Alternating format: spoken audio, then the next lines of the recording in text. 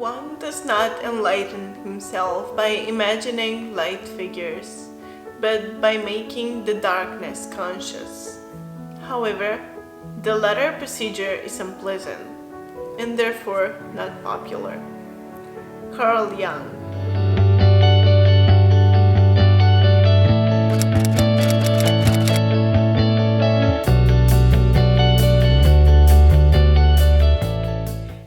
Beautiful souls, my name is Andrea. Welcome back to my channel.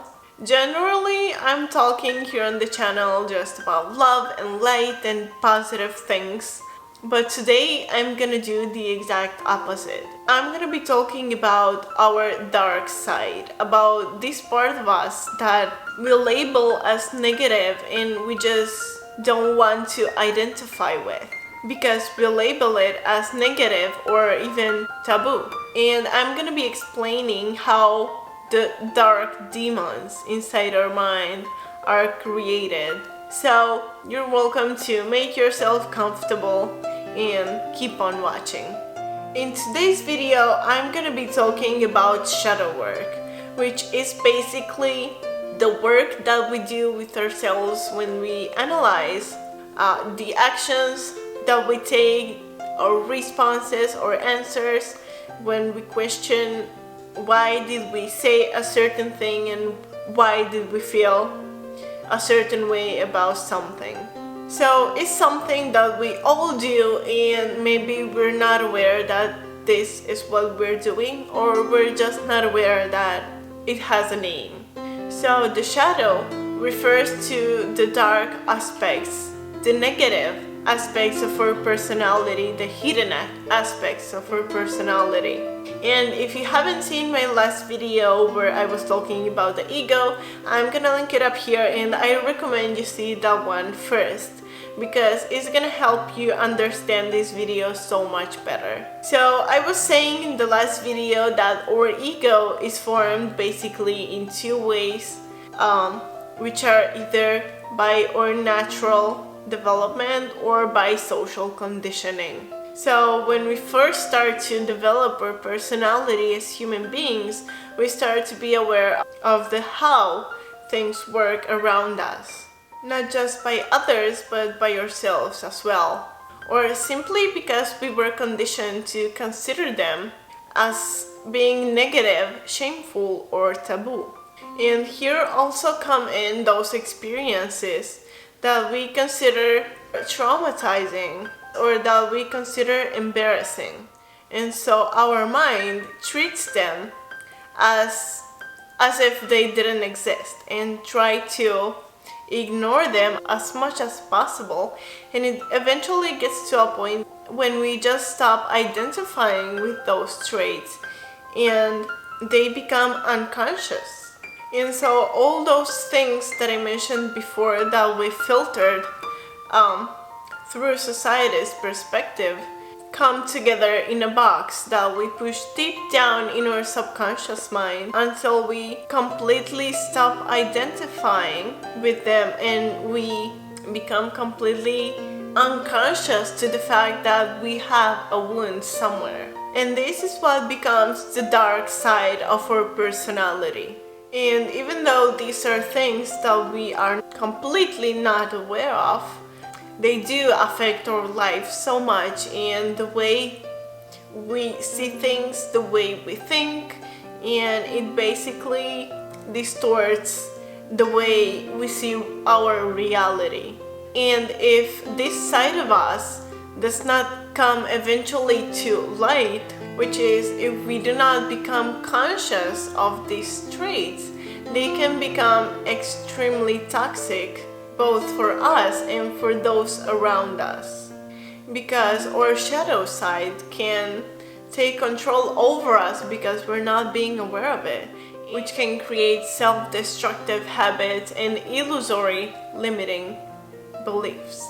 And even though in some cases we are aware that we have an issue somewhere, we're physically incapable of dealing with it, because our conscious actions are not the issue, but they're just the result of our subconscious patterns and beliefs. They're the product of our shadow side.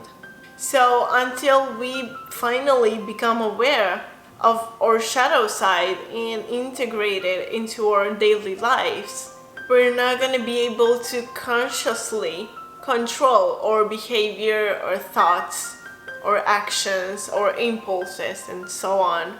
So for example, if we're talking about an alcohol addiction, the person in case will have episodes where he or she is gonna realize that there's an issue somewhere, but then it's gonna go back to the old pattern because it's a behavior controlled by the subconscious, by the shadow.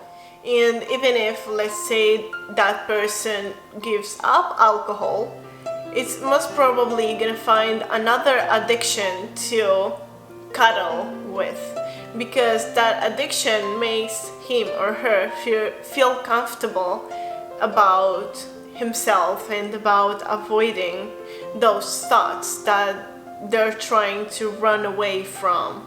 But our shadow side is not just revealed to us through addiction, abuse, violence, behaviors, but they're manifested in our lives in a much more subtle way. First of all, when you hear that you have a dark side, a shadow side, you're most probably gonna feel this resistance feeling, and you're gonna say, well, that's not true, I'm actually a good person, and you have no idea because you don't know me, which cannot be further from the truth. I mean, I believe when you say that you're a good person, but that exact thinking that you're having is the result of you rejecting the fact that you have a shadow side and that you might not be as perfect as you think you are. And this manifests itself into our lives through different phobias, anxieties, addictions, depression, narcissism, egocentrism, self-esteem problems, and the list can go further and further depending on what side of you are you rejecting. If, for example, somebody was raised in an environment where sex was treated as something unnatural and taboo, he's gonna grow up with the feeling that his sexual needs are not normal, that his sexual fantasies are an abnormality of nature. And he's gonna have many issues regarding his own body, his own sexuality, and others as well, which can get to deeper and deeper issues. But then again, what you're experiencing is not truly your issue, but is the product of you not being aware and denying a certain part of you, even though you were conditioned to think as such. This was today's video. I hope you enjoyed it, and I hope it helps you work with yourself on a deeper level. So if you like this video, you can help me by hitting like and subscribe to my channel. You can also share the video with friends and family so it can maybe help them as well. See you on the next time. Light and love.